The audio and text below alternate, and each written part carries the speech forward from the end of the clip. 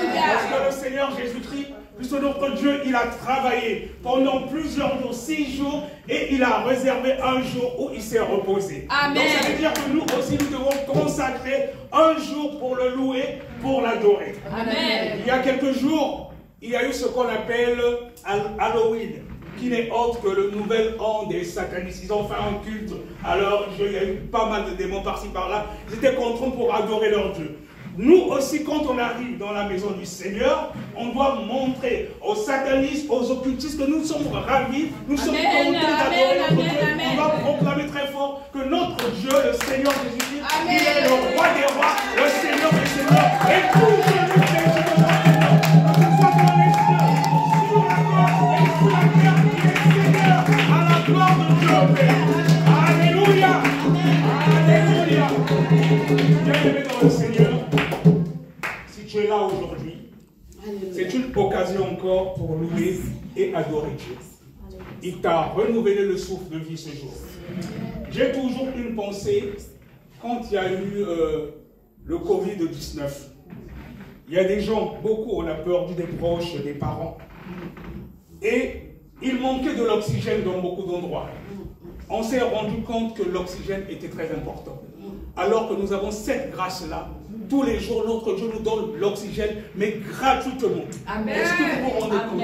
Donc, quand tu as le souffle de vie, il faut le louer, il faut le glorifier. Donc, c'est un moment encore de le louer, de l'adorer. Et quand nous sommes là, la Bible déclare que là où 2 ou 3 sont réunis en son nom, il est là. Le Seigneur Jésus-Christ est là. Le Seigneur Jésus-Christ est là, mon frère. Il est là et il va exaucer tes prières aujourd'hui. Dis à ton frère que le Seigneur Jésus est là. Dis à ta soeur que le Seigneur Jésus est là. Le Seigneur Jésus est là. Amen. Alléluia. Maintenant, je veux que tu dises à ton frère, on a l'habitude souvent de dire shalom. Shalom, c'est en hébreu. Chez moi, au Congo, on dit qu'il y a la paix. Donc, j'aimerais que tu donnes un kimia à ton frère. C'est important toujours de transmettre la paix à quelqu'un, parce qu'on ne sait pas, tu sais peut-être pas quel est le problème que la personne rencontre. Tu ne connais pas le problème de la personne qui est là. Elle est peut-être oppressée, elle est peut-être submergée de tellement de problèmes. C'est toujours important de transmettre la paix à quelqu'un. Mais souvent on dit shalom, mais chacun peut le dire aussi à sa langue maternelle. On n'est pas forcément obligé de le dire en hébreu. Alors tu peux donner un kimia à ton frère ou ta soeur, s'il te plaît, à ton voisin qui est à côté de toi. Tu dis kimia, c'est comme si tu disais shalom. En lingala, ça veut dire la paix. Shalom, c'est plus facile pour moi. C'est plus facile pour moi. Tu peux le dire aussi à la langue, à ta langue maternelle, c'est la même chose, c'est comme si tu disais shalom. Tu transmets la paix, tu donnes un kimia à ton frère, tu donnes un kimia à ma soeur, je souhaite un kimia à tout le monde. Alléluia, il est merveilleux notre Dieu.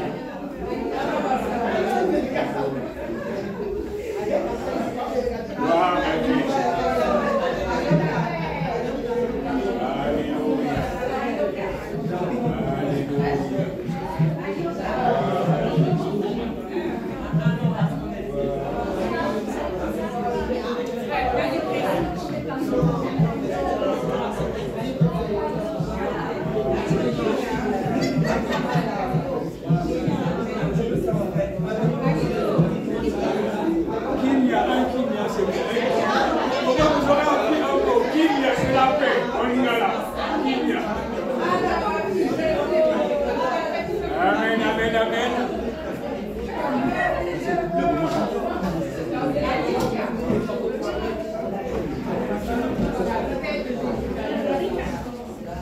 Amen, amen. Amen.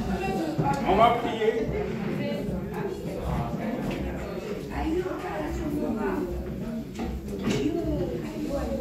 On va prier, bien-aimé.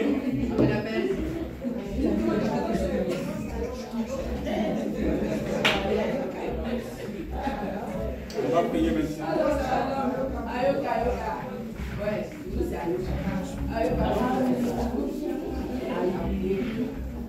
On va prier maintenant pour rendre grâce à notre Dieu qui nous a gardés, qui nous a renouvelé le souffle de vie ce jour, qui nous a conduits en ce lieu pour lui rendre un culte. Éternel notre Dieu, nous bénissons ton nom. Nous te glorifions, nous te rendons grâce. Merci, ô Yahvé, pour ta bonté infinie. Merci, ô Père de gloire, Père de bonté, pour ton amour insondable. Merci pour le souffle de vie que tu as renouvelé une fois de plus en nous ce jour. Et tu as permis que nous soyons là. Oh Seigneur Jésus-Christ, pour te rendre un culte raisonnable, agréable. Oh, reçois nos corps comme un sacrifice de bonne odeur. Seigneur Jésus-Christ, nous bénissons ton nom pour ton amour insondable. Seigneur Jésus-Christ, nous bénissons ton nom pour ta bonté infinie. Oh, nous te prions, oh Seigneur Jésus-Christ, que tu sois l'alpha et l'oméga en ce lieu. Que toi seul, que tu conduises ce moment. Oui, Seigneur Jésus-Christ, que ton règne vienne en ce lieu, afin que toutes les pensées soient captives à l'obéissance de ta parole. Oh Seigneur Jésus, que tout ce qui n'est pas de toi, que toute graine qui n'est pas plantée par toi, puisse prendre maintenant la peau d'escampette. Oh Seigneur Jésus, que ton règne vienne, que ton règne vienne, que ton règne vienne, et que tu sois au centre. Merci Seigneur Jésus pour ta présence qui sera manifeste durant ce moment. Oh, sois loué Jésus.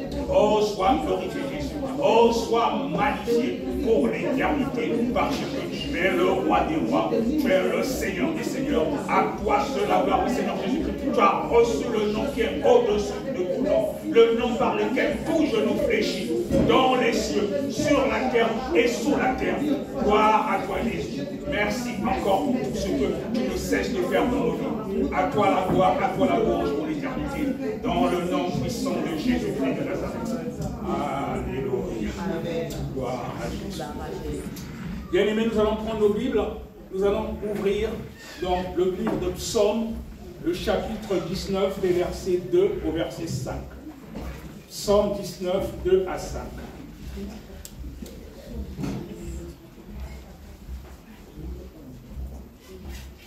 Psaume 19, 2 à 5.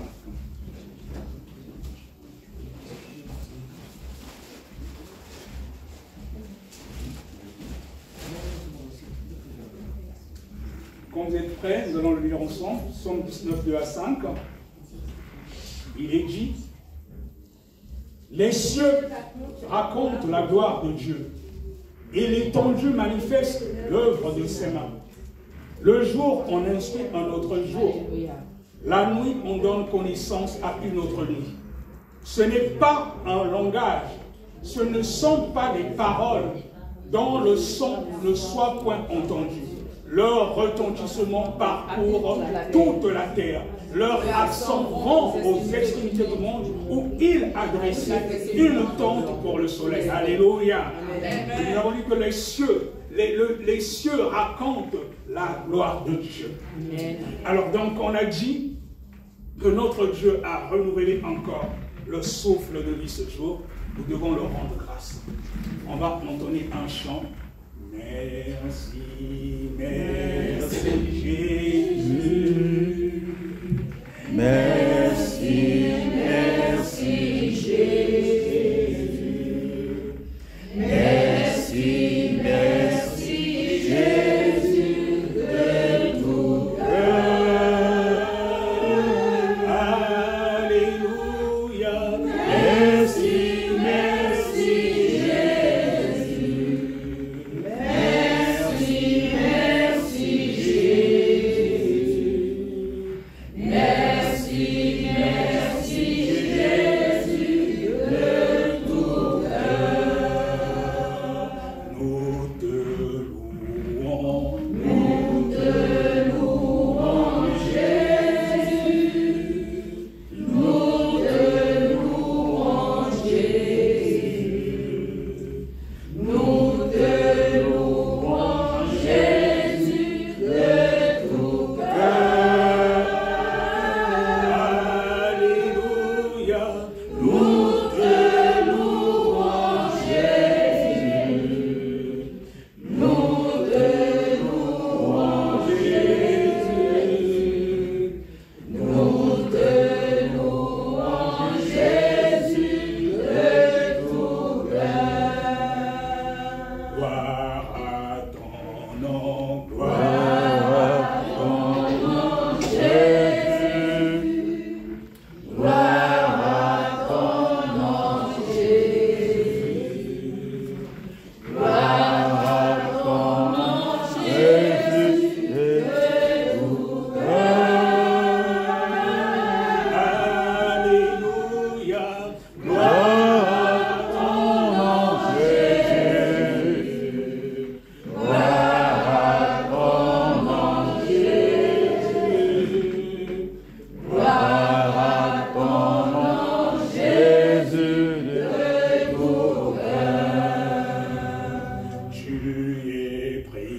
présent. Tu es présent, Jésus.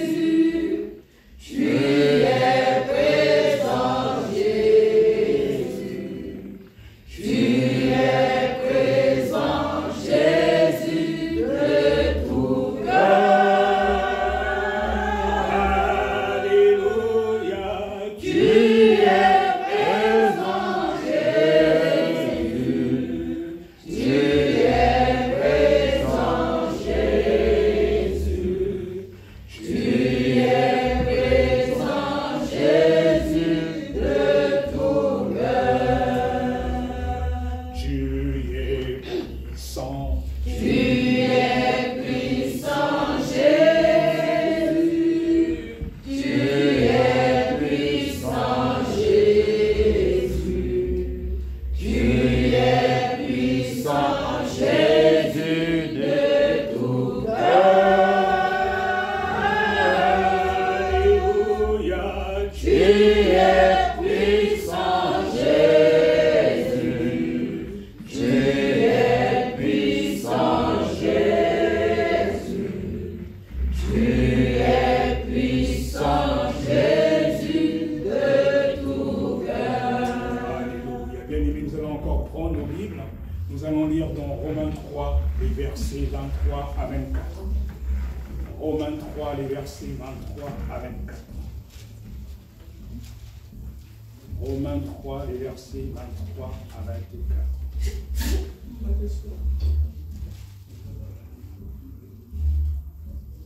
Et quand vous êtes prêts, nous allons le lire ensemble. Il est dit, Romains 3, 23 à 24. Vous y êtes? Il est dit, car tous ont péché et sont privés de la gloire de Dieu. Et ils sont gratuitement justifiés par sa grâce, par le moyen de la rédemption qui est en Jésus-Christ. Amen. Bien-aimés dans le Seigneur, à cause de notre nature adamique, nous sommes tous pécheurs. Mais le Seigneur Jésus-Christ s'est dépouillé de sa gloire. Il a pris notre place à la croix de Golgotha. Il s'est fait péché pour nous. Le châtiment qui nous donne la paix est tombé sur lui et par ses meurtrissures nous sommes guéris. Alléluia. Quand nous venons en présence de notre Dieu, nous devons venir avec un cœur repentant. Et quand nous confessons nos péchés, peu importe la nature de nos péchés, et quand nous venons avec un cœur brisé, le Seigneur Jésus-Christ nous pardonne. C'est là justement le miracle de la croix. Peu importe ton état, que tu sois une prostituée, que tu sois un sorcier, que tu sois un sataniste, un occultiste, du moment où tu viens, tu te réponds sincèrement, le Seigneur Jésus-Christ pardonne. Et le miracle justement de la nouvelle alliance par rapport à l'ancienne, à l'époque c'est le souverain sacrificateur qui partait dans le lieu très saint, il portait le fardeau du peuple. Il intercédait et la Bible déclare que quand il rentrait dans le lieu très saint, il fallait qu'il soit pur parce que s'il avait des péchés en lui, il pouvait même arriver qu'il puisse y passer. Mais de nos jours, on n'a pas besoin d'aller dans une tente d'assignation parce que le Seigneur Jésus-Christ, au moyen du Saint-Esprit, il habite en nous, notre corps est le temple du Saint-Esprit. Amen. Et donc, pour que le Seigneur Jésus-Christ, pour que le Saint-Esprit soit manifeste en nous, il faut que notre corps soit sans tache, sans péché. Et quand nous demandons pardon à Dieu, par l'œuvre de la croix, au moyen du sang de Jésus-Christ, il nous lave. Il est l'agneau de Dieu qui ôte le péché du monde. Dans l'ancienne alliance, quand le souverain sacrificateur allait dans la tente d'assignation, même quand on était en train de sacrifier les animaux, il ne faisait que couvrir le péché. Mais ça n'ôtait pas le péché. Le miracle de la croix avec le sang de Jésus, il est l'agneau de Dieu qui ôte le péché du monde. Donc peu importe qui tu étais, même si tu as tué 500 personnes, 1000 personnes, il te reconnaît, tu es sans tache devant lui. Et quand tu arrives devant lui, sans tâche, quand tu fais une prière, quand tu es vraiment brisé, ta prière, ça traverse le premier ciel, le deuxième ciel, ça arrive jusqu'au troisième ciel, là, c'est à le trône de Dieu. Vous savez que Daniel, à un certain moment, quand il intercédait, la prière avait pourtant été exaucée. Vous savez, quand on prie, quand nous formulons des requêtes, il y a des moments que Dieu envoie des anges il exauce nos prières, les anges pour venir justement donner à chacun selon les demandes. Mais il peut arriver, le cas de Daniel, nous disons dans la Bible, que l'ange avait été bloqué quelque part. Et toi, mon frère, toi, ma soeur, des fois, parfois, tu as demandé quelque chose à Dieu. Tu te demandes, mais pourquoi il ne m'a pas exaucé? Il y a peut-être quelque chose en toi qui fait que la prière a peut-être été exaucée. Dieu a envoyé un ange, mais qui a été bloqué parce qu'il y a peut-être une réclamation quelque part. C'est pour ça qu'il est important, quand tu arrives devant Dieu, de toujours commencer par te repentir. Et quand tu demandes pardon, quand tu demandes pardon sincèrement, le Seigneur Jésus qui pardonne, il efface tout. Et là, la prière peut monter. Nous allons maintenant nous mettre dans une attitude devant Dieu, une attitude de soumission pour demander pardon pour nos péchés. Élevons nos voix, mes bien-aimés, pour nos péchés. Oh Seigneur Jésus-Christ, tel que nous sommes, nous venons au bas de ta croix. Nous nous reconnaissons pauvres pécheurs. Oui, Seigneur Jésus-Christ, à cause de la nature adamique. Oh Seigneur Jésus-Christ, nous sommes voués au péché. Heureusement qu'au moyen du Saint-Esprit, tu nous aides à marcher vers la sanctification. De nous-mêmes, nous ne pouvons rien, mais au moyen de ton esprit, oh Seigneur Jésus-Christ, tu nous justifies par ton sang. Tel que nous sommes, oh Seigneur Jésus-Christ, avec ton Église, nous venons demander pardon. Nous venons demander pardon, oh Seigneur Jésus-Christ. Nous demandons pardon pour ce que nous avons peut-être dû avoir et n'a pas glorifié ton nom. Peut-être par nos pensées, peut-être par nos actions. Oh Seigneur Jésus-Christ, nous venons au bas de ta croix. Nous venons au bas de ta croix. Nous venons au bas de ta croix encore et longtemps te demander pardon. Oh Seigneur Jésus, nous te demandons pardon. Pardonne-nous de nos offenses. Et comme nous aussi nous pardonnons à ceux qui nous ont offensés. Seigneur Jésus-Christ, pardonne-nous. Pardonne-nous. Toi, l'agneau de Dieu qui ôte le péché du monde. Toi qui intercèdes en notre faveur auprès du Père. Oh Seigneur Jésus, nous te supplions de nous pardonner afin que nos prières montent vers toi, afin que nos prières traversent le premier siècle, qu'elles traversent le deuxième siècle, qu'elles arrivent jusqu'au troisième siècle, qu'il n'y ait pas un obstacle à nos prières. Oh Seigneur Jésus, nous te prions de nous pardonner. Nous te prions de nous pardonner. Oh Dieu de gloire, pardonne-nous ce jour. Pardonne-nous de nos offenses, tout ce que nous faisons, tout ce que nous avons pu faire qui n'a pas glorifié ton nom pour la semaine. Oh Seigneur Jésus, nous te demandons pardon. Pardon de ton Église. Pardon de ton Église. Pardon de ton Église. Pardon de ton Église. Pardon de ton Église. Justifie-nous au moyen de ton sang ce jour. Justifie-nous au moyen de ton sang ce jour, afin que nos prières montent vers toi, oh Seigneur Jésus-Christ, comme un parfum de bon cœur, comme un parfum de bon cœur, comme un parfum de bon cœur, comme un parfum de bon cœur. Alléluia. Oui, Seigneur Jésus-Christ, tu es la Dieu qui ôte le péché du monde et tu intercèdes en notre faveur auprès du Père. Pardonne-nous encore ce jour. Pardonne-nous encore ce jour.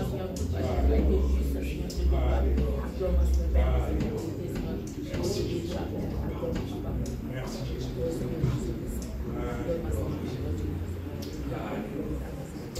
Bien-aimés dans le Seigneur, nous avons demandé pardon pour nous et nous aurons la foi que le Seigneur Jésus-Christ nous a pardonné. Car il dit que tout ce que nous demandons en son nom avec foi, il est digne et fidèle pour nous l'accorder. Là, nous avons demandé le pardon pour nous, mais nous allons prier maintenant pour demander pardon pour nos proches.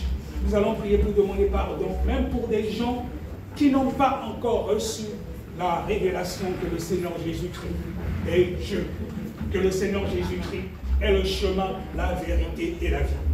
Je pense par exemple, j'ai plein d'amis musulmans qui, vous sentez que ce sont des gens au quotidien qui font de bonnes œuvres, mais j'ai de la peine parce que je sais qu'ils ne sont pas sauvés. Et là, il y a quelques jours, c'était Halloween, il y a des gens qui ont eu à fêter Halloween parce que dans les écoles, nos enfants et tout, on les matraque avec tellement de choses. Les gens, sans le savoir, ils ont rendu un culte au diable. Nous allons demander aussi pardon pour ces gens-là. On va d'abord lire, avant de demander pardon, on va lire dans 2 Chroniques 7, le verset 14. 2 Chroniques 7, verset 14. Quand vous y êtes, nous allons le lire ensemble, 2 Chroniques 7, 14. 2 Chroniques 7, le verset 14. 2 Chroniques 7, 14. Vous y êtes? Je lis au nom du Seigneur Jésus. Si mon peuple sur qui est invoqué mon nom s'humilie, prie et cherche ma face, et s'il se détourne de ses mauvaises voies, je l'exaucerai des cieux, je lui pardonnerai son péché et je guérirai son pays. Amen. Si le peuple s'humilie, je pardonne. Nous avons demandé pardon pour nous. Nous allons maintenant implorer encore la grâce de Dieu pour nos proches, pour le peuple tout simplement qui ne le connaît pas encore. Élevons encore nos voix pour demander pardon. Oui, Seigneur Jésus, que nous venons de dire que si mon peuple s'humilie et qu'il cherche ta face, Seigneur Jésus, tu pardonnes. Tu es un Dieu qui ne ment pas. Et ta parole, Seigneur Jésus-Christ, n'a pas changé. Oui, Seigneur Jésus-Christ, il y a quelques jours, beaucoup de familles ont rendu un culte au diable sans le savoir. Oh Seigneur Jésus, nous venons au bas de ta croix implorer ta grâce pour ces personnes qui ont agi par ignorance. La Bible déclare que le peuple périt par manque de connaissance. Oh Seigneur Jésus, nous implorons ta grâce pour ces gens-là. Nous implorons ta grâce pour nos proches qui ont eu à rendre un culte au diable sans le savoir. Seigneur Jésus, je te prie, oh ce jour, de pardonner. Nous te prions de pardonner nos proches. Nous te prions de pardonner les gens qui n'ont pas encore la révélation. Oh oui, Seigneur Jésus, comme il est dit, que le peuple périt par manque de connaissance. Seigneur Jésus, nous te demandons pardon. Nous te demandons pardon pour ces personnes. Nous te demandons pardon pour ces personnes qui ont eu à célébrer, un culte au diable sans se rendre compte. Oh Seigneur Jésus-Christ, pardonne. Seigneur Jésus-Christ, pardonne. Seigneur Jésus-Christ, pardonne. Seigneur Jésus-Christ, pardonne. Alléluia. Alléluia. Alléluia. Alléluia. Gloire à toi, Jésus. Et que je suis sans rien.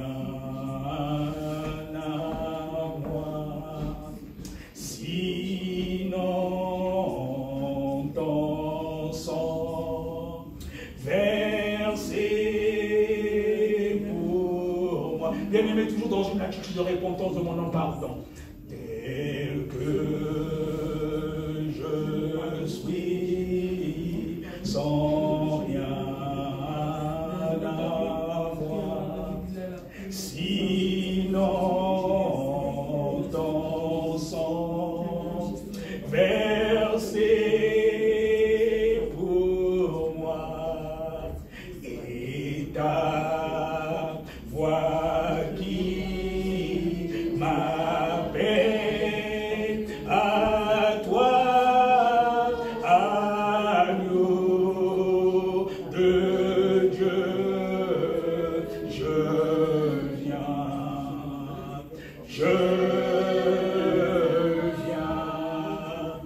tel que je suis, viens va Sion, en proie au doute, à chaque instant, plutôt dehors, crainte-toi dedans, agneau de Dieu, je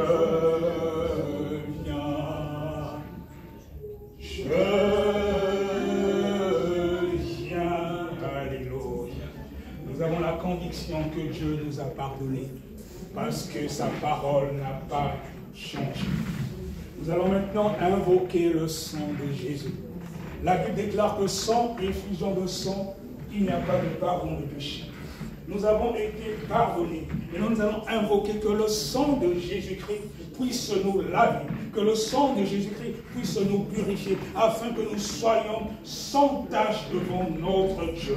Et que le sang de Jésus-Christ se fasse montre dans cette salle, que le sang de Jésus-Christ localise tout ce qui ne glorifie pas la Seigneurie du nom de Jésus, et que le sang de Jésus écarte cela. Et élevons encore nos voix bénies pour invoquer le sang de Jésus. Seigneur Jésus-Christ, nous voulons maintenant invoquer ton sang. Seigneur Jésus-Christ, la Bible déclare que sans effusion de sang, il n'y a pas pardon de péché. Seigneur Jésus-Christ, nous voulons invoquer ton sang. Oh, que ton sang puisse se laver. Que ton sang, Seigneur Jésus-Christ, puisse se purifier. Que ton sang, Seigneur Jésus-Christ, lave nos corps, âme et esprit. Oh, nous invoquons le sang de Jésus-Christ en ce lieu. Que le sang de Jésus-Christ puisse purifier. Que le sang de Jésus-Christ puisse ôter toute crainte qui n'est point de toi. Oh, nous invoquons le sang de Jésus. Le sang de Jésus soit à l'œuvre. Que le sang de Jésus soit à l'œuvre. Que le sang de Jésus soit à l'œuvre. Que le sang de Jésus localise tout auquel qui n'est pas pressé par toi. Oh Jésus, nous invoquons ton sang, Jésus. Nous invoquons ton sang, Jésus. Nous invoquons le sang de Jésus-Christ en ce lieu. Nous invoquons le sang de Jésus-Christ en ce lieu. Nous invoquons le sang de Jésus-Christ en ce lieu. Que le sang de Jésus-Christ soit à l'œuvre.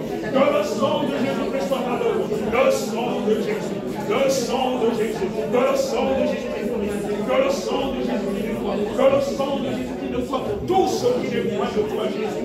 Oh, il y a de la puissance dans le sang de Jésus. Nous invoquons le sang de Jésus. Nous invoquons le sang de Jésus-Christ en ce lieu. Le sang de Jésus-Christ nettoie. Que le sang de Jésus-Christ purifie. Oh Seigneur Jésus. Oh Seigneur Jésus. Que ton sang soit manifeste. Que ton sang soit manifeste. Que ton sang soit manifeste. Que ton sang soit manifeste en ce lieu. Oh, le sang de Jésus. Le sang de Jésus, le sang de Jésus, le sang de Jésus, le sang de Jésus, le sang de Jésus en ce lieu, le sang de Jésus en ce lieu, que le sang de Jésus purifie, que le sang de Jésus purifie, que le sang de Jésus soit sur les lèvres des portes, que le sang de Jésus soit à l'œuvre, que le sang de Jésus soit en ce lieu, le sang de Jésus, le sang de Jésus, le sang de Jésus, le sang de Jésus, le sang de Jésus, le sang de Jésus, le sang de Jésus. Nous invoquons ton sang, Jésus. Nous invoquons ton sang, Jésus. Nous invoquons ton sang, Jésus. Nous invoquons ton sang, Jésus. Le sang de la nouvelle alliance. Le sang de la nouvelle alliance. Le sang de la nouvelle alliance. Le sang de la nouvelle alliance. Le sang de la nouvelle alliance. Bien-aimé, invoque le sang de Jésus. Continue à invoquer le sang de Jésus. Continuez à invoquer le sang de Jésus. Que le sang de Jésus se fasse long.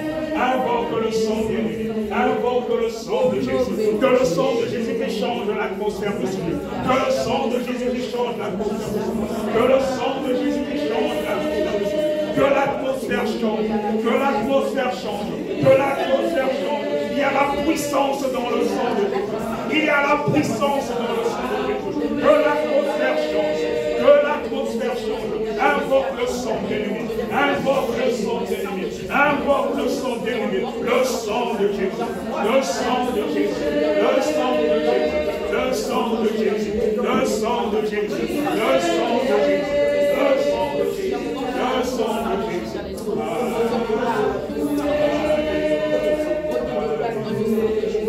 sang de Jésus. Alléluia. Le sang a coulé, ruisselé sur la croix. Son sang a coulé.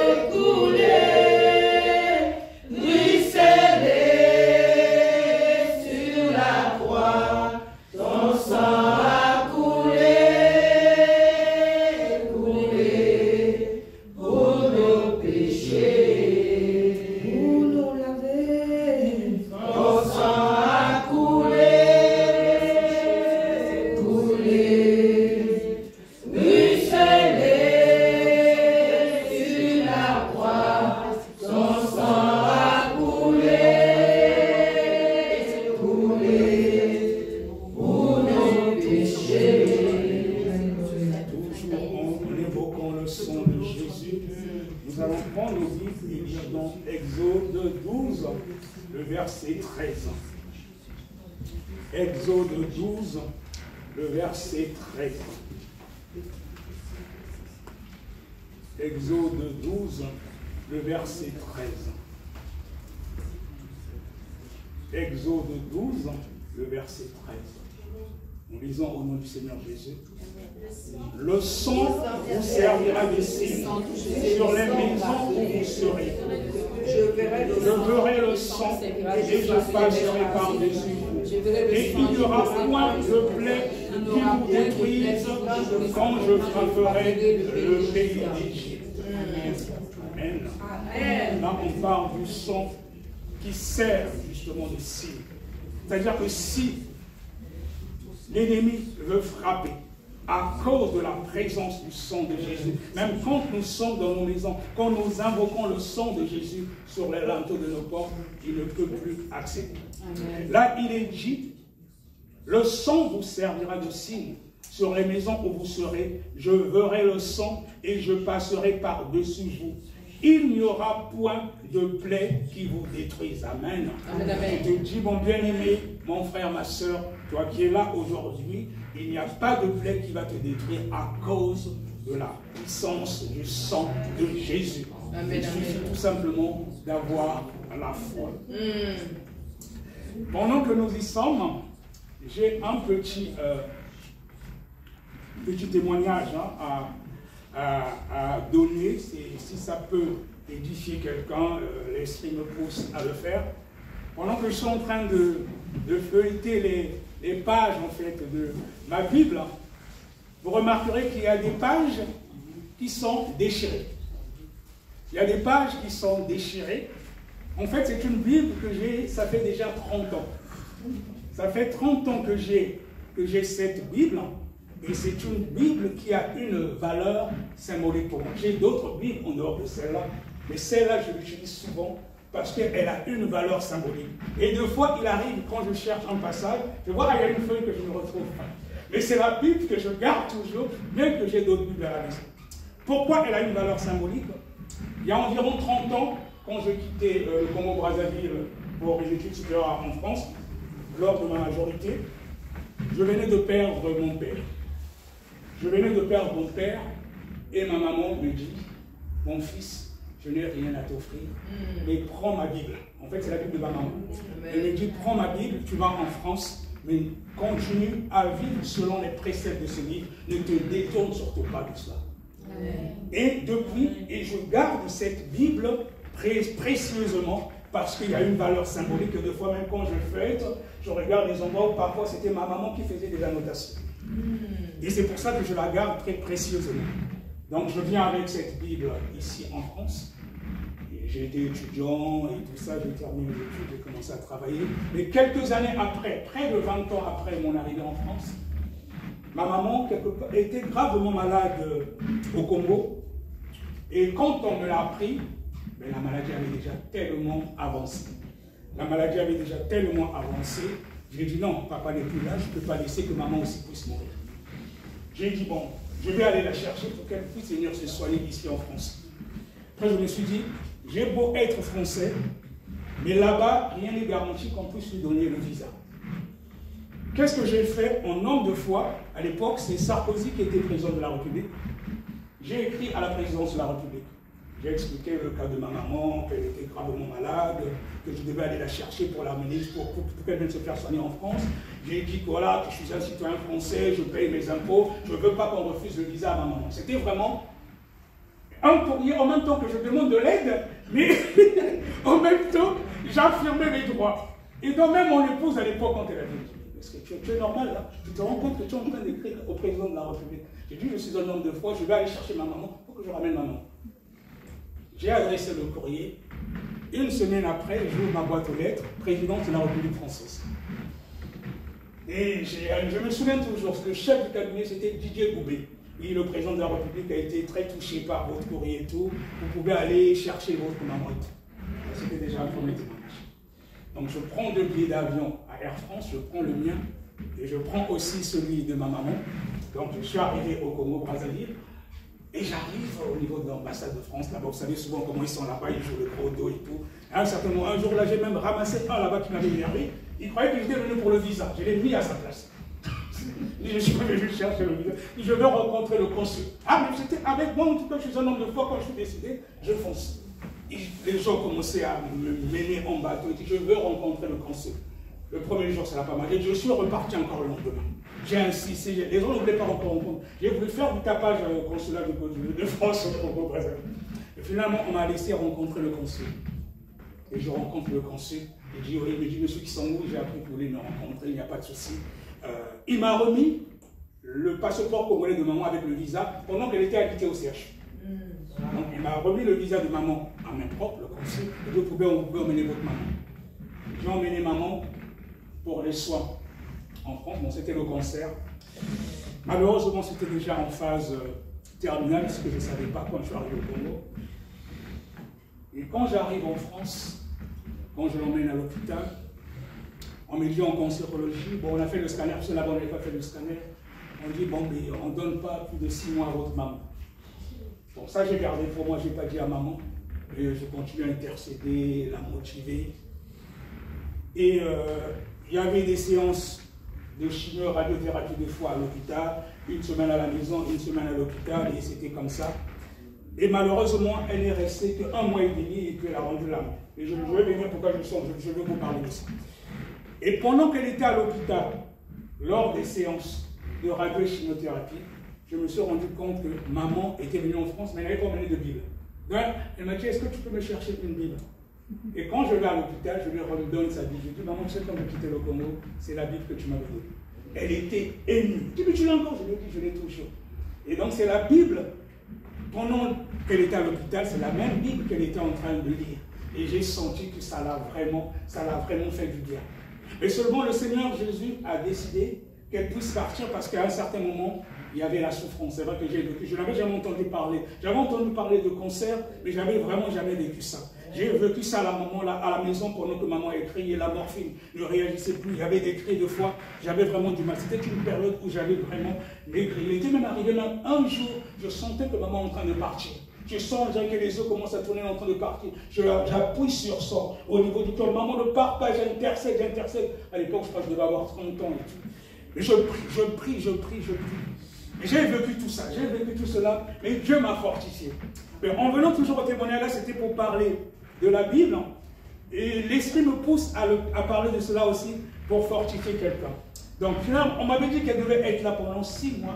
Elle n'est restée qu'un mois et demi. C'était vraiment douloureux. Non seulement les dépenses que j'avais pour les billets d'avion et tout, mais il y a quelque chose qui m'a fortifié. Qu'est-ce qui m'a fortifié? C'est le salut de son âme. Bon, ma maman était une servante de l'Éternel. On est une famille, tous des serviteurs, pasteurs, évangélistes, tout ça. Mais ce qui m'a vraiment touché, c'est le jour que maman décide de partir. C'est vrai que le médecin avait dit qu'elle était là pour 6 mois, mais ça faisait 1 mois et demi qu'elle était ici en France. On n'avait jamais mis pied à l'église. Parce que maman, elle était fatiguée, et elle avait du mal à marcher, elle était vraiment affaiblie. Et puis il arrivait un moment, quand la maladie en phase terminale, tu commences un peu à guérir. Mais le jour qu'elle décide de partir, c'était un dimanche. Le matin, on se réveille, on prend le petit déjeuner ensemble. Maman dit, il faut que tu m'emmènes aujourd'hui à l'église. Je dis, mais maman, tu ne peux pas regarder ton état. Déjà, tu as du mal à marcher et tout. Et des fois, elle a insisté, il faut que tu m'emmènes à l'église. Elle a commencé à me blâmer. Elle a tellement insisté, j'ai dit à mon épouse, on va l'emmener à l'église comme maman veut qu'on aille à l'église. On est parti à l'église. Je peux prier dans une église évangélique à Évry, environ 200-300 personnes. On arrive à l'église. Pendant que le pasteur était en train de faire des annonces et tout, ma maman, à un moment, elle commençait à s'agiter. Elle se lève, elle lève la main et dit, pasteur, je viens du Congo, je suis malade, priez pour moi. Moi, j'étais là, maman, calme-toi. Elle insistait, pasteur, priez pour moi. J'étais tellement mal. Et le pasteur a demandé à son assistant et quelques anciens de la prendre, d'aller prier pour elle. On est parti dans une pièce, j'ai accompagné, comme elle avait du mal à marcher, elle s'appuyait sur moi. On est parti dans la pièce, ils ont commencé à prier pour elle, et j'étais là aussi. Ils ont commencé à prier pour maman, À un moment, par inspiration du Saint-Esprit, l'assistant du pasteur a dit à ma maman, bien qu'elle avait du mal à marcher, elle dit marche pour Jésus. Maman, elle a commencé à marcher. Marche pour Jésus, elle a commencé à marcher. Il dit saute pour Jésus, elle a commencé à sauter. Une personne qui avait du mal à marcher, elle a commencé à sauter. On dit saute pour Jésus, elle a commencé à sauter. Et j'ai vu que maman, le visage avait changé. Elle avait vraiment la joie. Et j'ai senti que ça lui a... Elle avait une paix en elle. Elle avait vraiment une paix en elle. Et quand la prière s'est terminée, on a rejoint notre place. J'ai vu que maman, elle avait la paix. Maintenant, pendant ce jour-là, étant informaticien, j'étais d'astreinte dans une grande boîte de la place que je ne vais pas faire la pub. Et quand on rentre à la maison, il fallait que je parte parce que j'étais d'astreinte ce jour-là. Je dis maman à ce soir. Or, je ne savais pas qu'elle m'avait dit au revoir. Donc, le dimanche, le fait d'aller à l'église, en fait, elle me disait au revoir. Et quand j'arrive au boulot, 1 ou 2 heures après, c'est mon jeune frère qui m'appelle et dit que, grand frère, les pompiers sont venus à la maison. Maman, elle a fait une crise, mais on dirait qu'elle est en train de partir. J'étais au bureau, j'ai dit, bon, Seigneur, que ta volonté soit faite, j'ai fait mon devoir de fils. Bon, après, voilà, je te laisse toi-même faire le reste. Et quelque temps après, une heure après, il m'appelle que maman est morte. Je dis, ah, c'est pas bon. Je dis, bon, d'accord, gloire à Dieu. J'ai rendu grâce à Dieu, je suis resté au bureau, j'ai terminé ce jour-là, je crois, à 20h, je pense. Maintenant, tu dis tout simplement au médecin qu'il ne dépose pas maman à la morgue tant que je n'ai pas encore vu le corps. Et ce qui s'est passé, j'ai continué à travailler, j'ai fait mes heures normalement. Et après, j'arrive à l'hôpital, ce qui m'a vraiment rassuré. J'ai vu ma maman morte, allongée, mais avec un visage rayonnant, elle avait le sourire. J'ai su qu'elle était sauvée. J'ai su qu'elle était sauvée parce que j'ai vu que maman, elle est partie avec le sourire, donc elle n'a pas souffert. Rien que ça, quand j'ai vu cela, la tristesse que j'avais, j'ai su que ma maman était sauvée. Donc elle avait voulu qu'on aille ce jour-là à l'église, qu'on prie pour elle. Elle a marché avec Jésus. Peut-être qu'elle sentait qu'il y avait quelque chose qui n'allait pas, falloir qu'on prie pour elle. Et j'ai su qu'elle était sauvée. Et si je voulais parler de cela aujourd'hui, l'Esprit m'a mis cela à cœur pour dire que le plus important, nous ne sommes que des pèlerins sur cette terre. Le plus important, c'est le salut de nos âmes. Nous ne devons pas chercher à remplir les églises, mais nous devons chercher à remplir le ciel. Et le simple fait que j'ai su que ma maman était sauvée, ça m'a fait du bien. Donc, pendant les jours qui se sont suivis, pendant que les gens venaient pour me reconforter, et moi j'étais dans la joie, parce que je savais que ma maman était sauvée. Et donc, je voulais donner ce témoignage pour dire peut-être à quelqu'un qui vit peut-être cette situation, il faut plutôt prier pour que Dieu puisse sauver l'âme de la personne. C'est ce qui est le plus important. Nous ne sommes que les pèlerins. Et j'ai vu la main de Dieu après, durant cette période. Maman est décédée. 1 semaine après, j'étais avec le corps au Congo-Brazzaville. Alors que généralement, quand une personne décède, les frais et tout. Mais Dieu, il a ouvert vraiment les portes. C'est lui-même qui a tout fait. Il a tout préparé. Les gens ont même dit, ah, ça fait 1 mois que Dieu est venu la sauver. Là, elle est décédée 1 semaine seulement. C'est-à-dire qu'elle est morte aujourd'hui. 1 semaine après, j'étais avec la dépouille au Congo-Brazzaville. J'ai tout fait. Mais Dieu avait vraiment mis la main et la provision. Donc ce témoignage, je voulais donner pour fortifier quelqu'un qui est peut-être dans cette situation, qui a peut-être un proche qui est malade, mais du moment où l'âme est sauvée, c'est cela le plus important. Alléluia.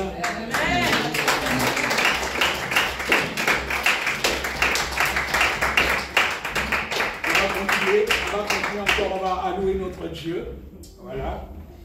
Et, il est tellement merveilleux, il est tellement merveilleux. Alors, il est le roi des rois,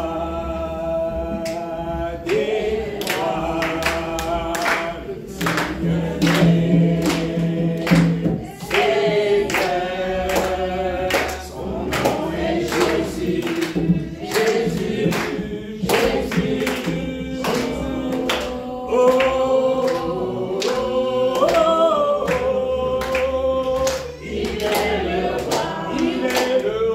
Il est le roi.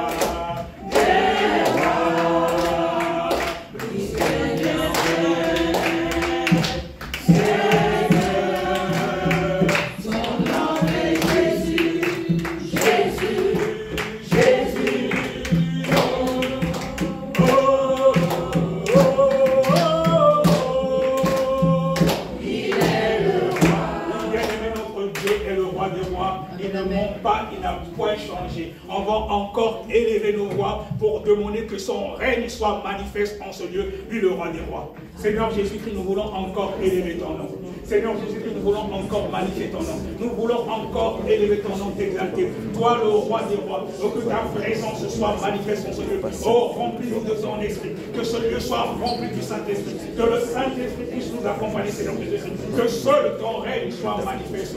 Toi, le roi des rois, le Seigneur des seigneurs, qui est comme toi, l'homme de Galilée. Oh, comment ne pas te louer, comment ne pas t'adorer, comment ne pas élever ton nom, Jésus. Toi qui fais tellement de choses dans nos vies. À toi la gloire, à toi la louange pour l'éternité. Dans le nom puissant de Jésus, nous avons ainsi prié. Amen. On acclame encore pour le Seigneur.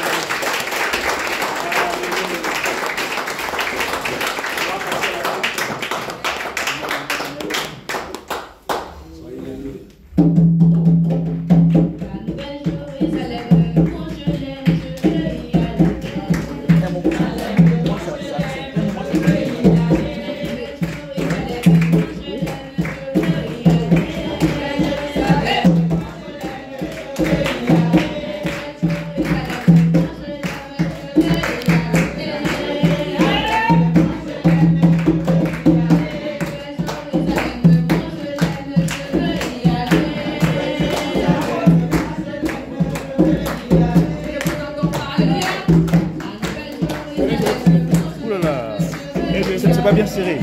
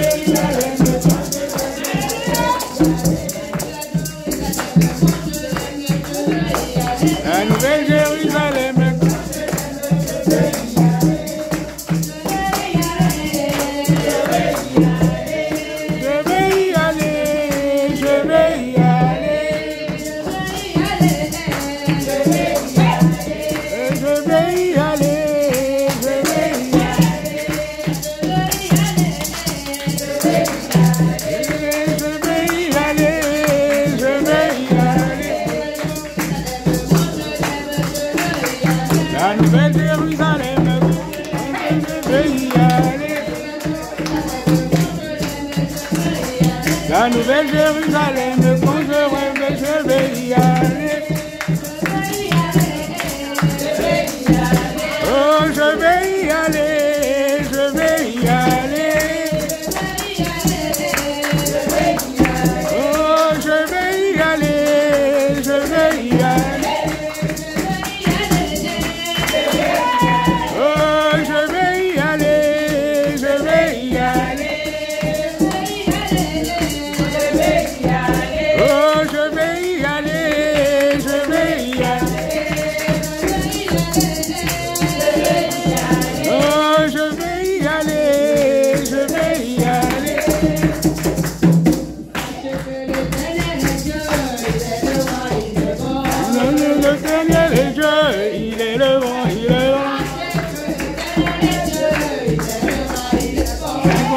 L'éternel est Dieu, il est le roi, il est le. Voyez comme l'éternel est Dieu, il est le roi, il est le roi. Voyez l'éternel est Dieu, il est le roi, il est le roi. Il nous a donné la santé. Il est bon. Il nous a donné la vie. Il est bon. Il est bon. Il est bon. On est quand l'éternel est Dieu, il est le roi, il est le roi. On est quand l'éternel est Dieu, il est le roi, il est bon. On est quand l'éternel est Dieu, il est le roi, il est bon. Voyez, voyez, voyez, voyez, voyez, voyez, il est bon.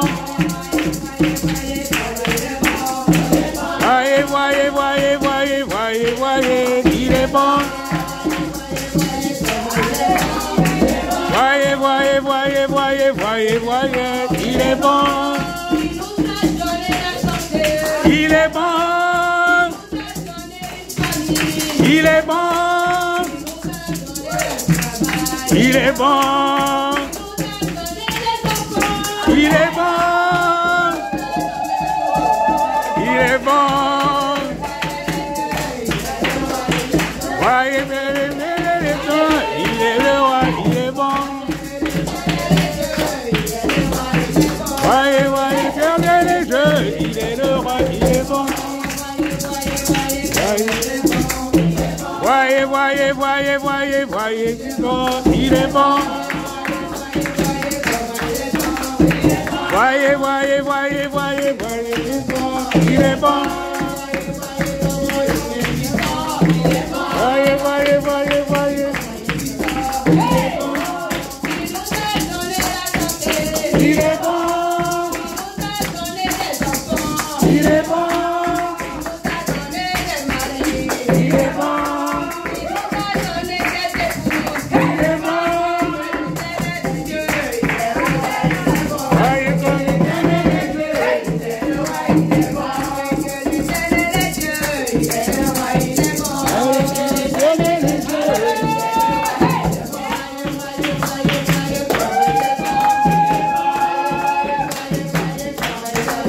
Bloquer en fait. Vous pouvez bloquer s'il vous plaît. Vous bloquez là. Je vais monter. Ça faut serrer, ça ne faut pas.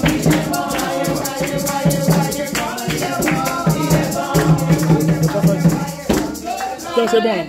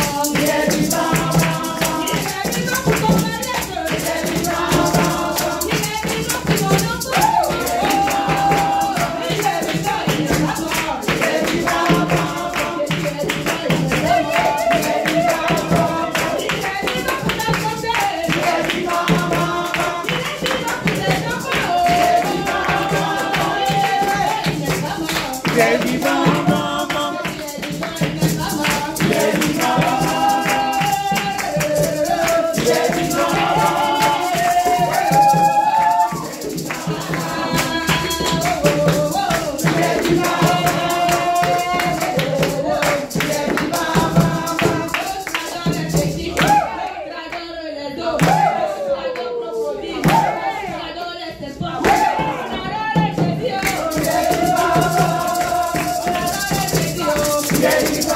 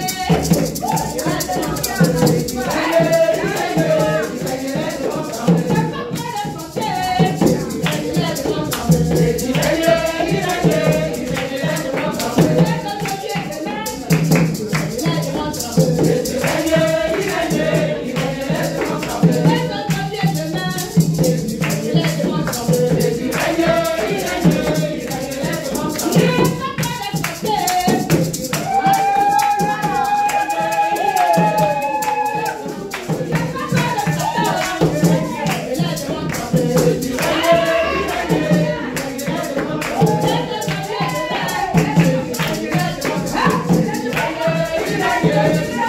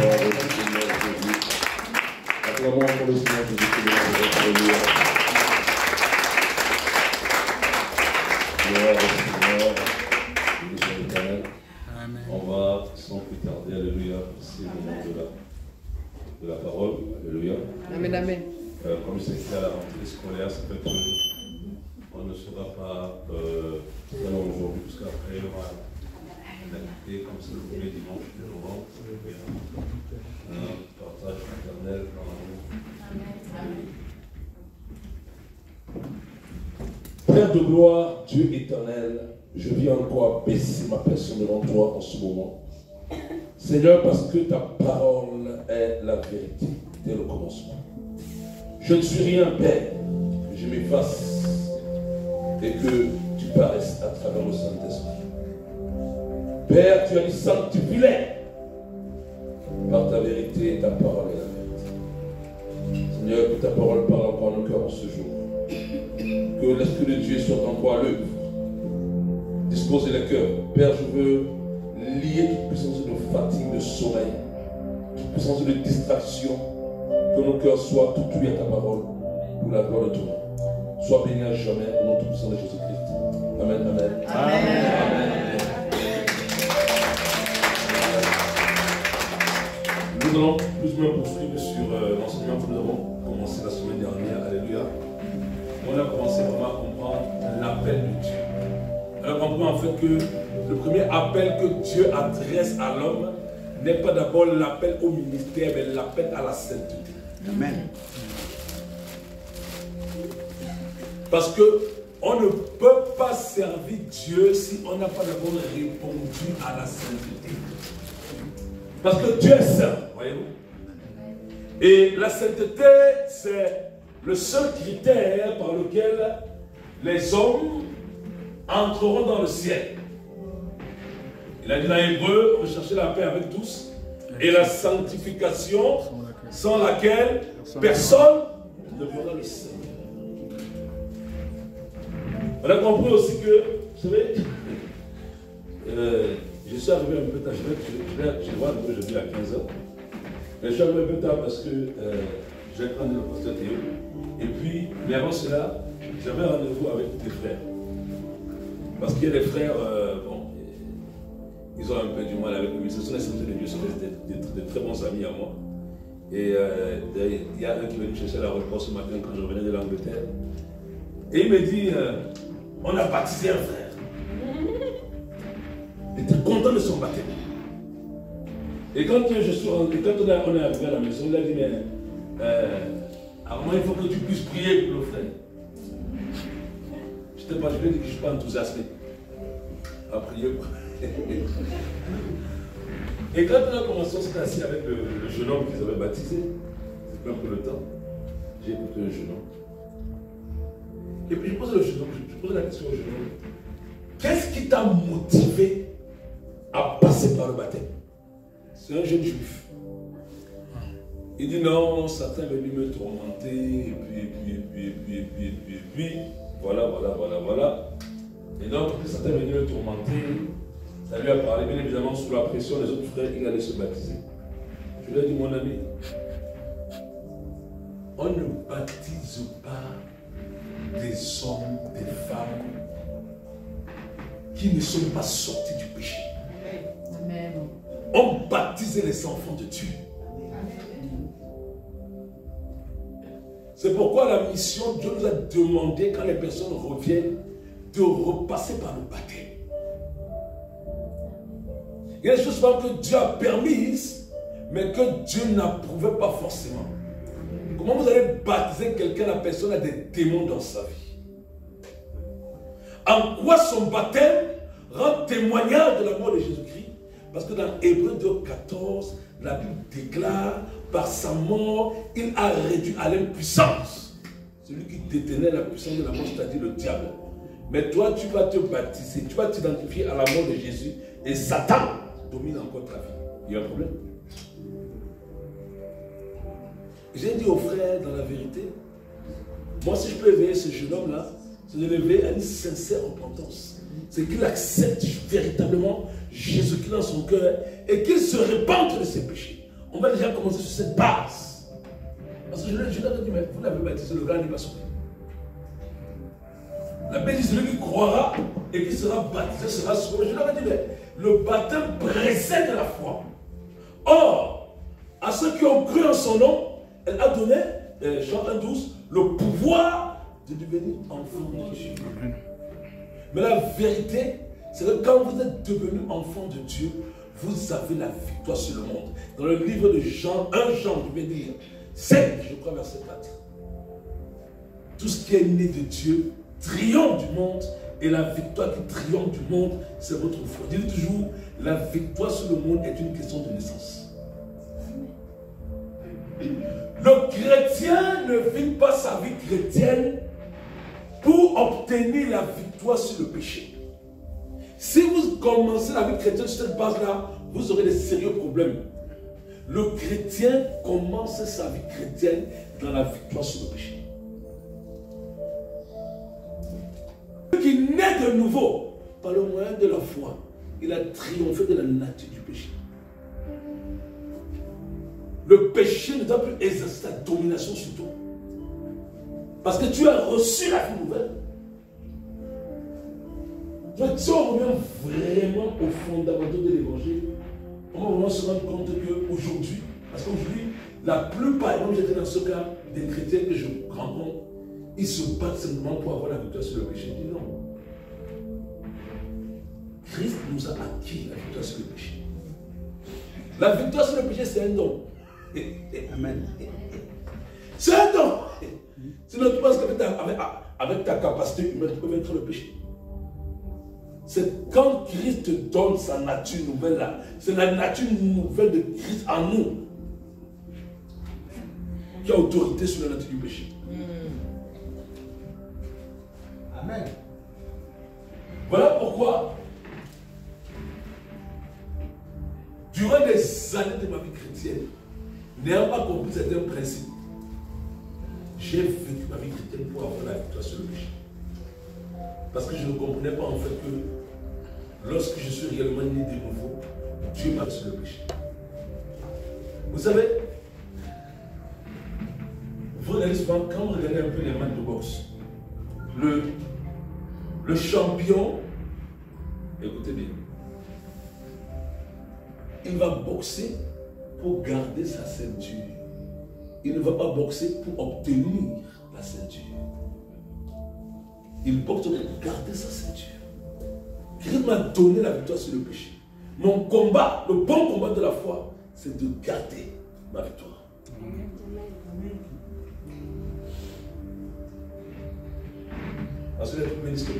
Donc on appelle à la sainteté. Je ne sais pas combien est-ce que vous pensez en vérité que on va lire 1 Corinthiens 1 verset 2. 1 Corinthiens 1 verset 2.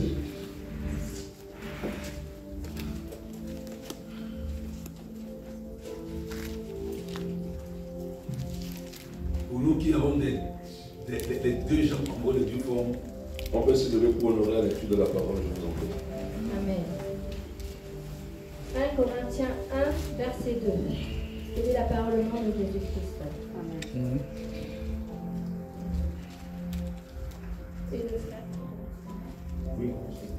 Et le frère Sostène à l'église de Dieu qui est à Corinthe, à ceux qui ont été sanctifiés en Jésus-Christ, appelés à être saints, et à tous ceux qui invoquent en quelque lieu que ce soit le nom de notre Seigneur Jésus-Christ, leur Seigneur et le nôtre, que la grâce et la paix vous soient données de la part de Dieu notre Père et du Seigneur Jésus-Christ. Amen. Amen. Merci beaucoup. C'est notre religion. S'asseoir. Il dit appelé à être saint. Aujourd'hui, le Seigneur me faisait comprendre il n'y a pas longtemps. Reviens sur les bases fondamentales de l'évangile. Parce que l'évangile qui est enseigné aujourd'hui a tellement été dilué, a tellement été profané, a tellement été dégradé, que cet évangile n'amène pas les chrétiens aussi. L'évangile qui est prêché de plus en plus aujourd'hui dans l'église avec eux est un évangile qui détruit même l'espérance éternelle des chrétiens. Quel est cet évangile qu'on peut te donner? Et ça ne te rattache pas à la personne de Christ, mais ça te rattache exclusivement aux choses de la terre. Christ a donné sa vie à la croix pour que nous allions au ciel. Amen. Ma raison de vivre sur la terre, c'est d'aller au ciel. Amen. J'ai tellement eu souci de mon âme pendant des années, je peux le dire en vérité. J'ai dit Seigneur, tout n'est pas long. Mais aller dans ce lieu de tourment là, moi je ne veux pas aller là-bas. Moi je ne veux pas aller là-bas. Moi je ne veux pas aller là-bas. Je sais que celui-là est réel.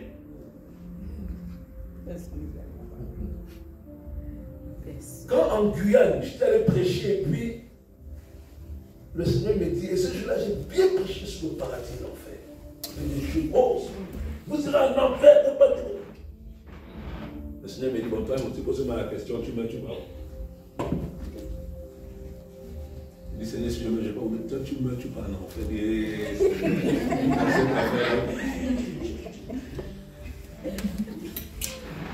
Tu n'es pas sauvé. Tu n'es pas sauvé. Ça m'a interpellé.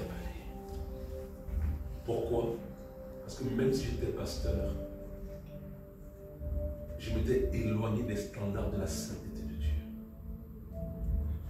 Je m'étais égaré de la voie de la sainteté. Et sans m'en rendre compte, de manière très subtile, parce que quand le diable était séduit, il est très fin, très subtil, j'étais déjà rentré dans le compromis. Et dans tout ça, je pensais aller au ciel. Il y a quelque chose qui a fait ma force. Il y a eu tellement d'opportunités auxquelles j'ai dit non, en tant que secteur de Dieu, où je me compromettre. Il y a des grandes églises qui m'ont sollicité tout ça. Mais j'ai toujours dit à Dieu, Seigneur, moi je vais te servir pour le ciel, je vais te servir dans la vie. C'est pourquoi je me plais souvent à dire, je préfère mourir pauvre comme Lazare et aller au ciel, que d'avoir tous les bénéfices du mauvais qui n'arrivent en fait. Mais le ciel là a des exigences. Le ciel a des obligations. Aujourd'hui, les chrétiens veulent du ciel, mais ils ne veulent pas des exigences qui amènent au ciel. Mais dans quel ciel tu vas aller comme ça?